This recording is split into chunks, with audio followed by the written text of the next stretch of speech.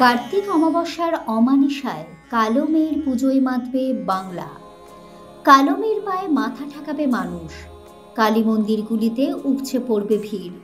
Line দিয়ে দেবী কালীর পুজো দেবেন মানুষজন। মায়ের প্রসাদ চরণামৃত গ্রহণ করবেন সকলে। সপরিবারে কালো মূর্তিকে প্রণাম জানাবেন। আবার তাঁরাই পুত্রবধূ আনবেন গায়ের রং দেখে। কালো মেয়ে জন্মালে বাপ মাকে টিপ্পনি কেটে বলবেন, এই মেয়ের বিয়ে দিতে খরচা আছে, টাকা জমাও এখন থেকে। পাড়ার শ্যামবর্ণা মেয়ের বিবরণ দিতে দিতে পড়শিরা বলবেন, মেয়েটি ভালো, কিন্তু গায়ের রংটা চাপা। এই পৃথিবীতে অসুন্দর কেউ হন না। ডিএনএর কল্যাণে নির্ধারিত হওয়া ত্বকের রঙের উপর ভিত্তি করে সৌন্দর্যের সংজ্ঞা ঠিক করল কে? শ্যামা মায়ের পায়ের অঞ্জলি নিবেদন করা মানুষগুলো গায়ের রং নিয়ে কবে দ্বিচারিতা ছাড়বেন জানা নেই।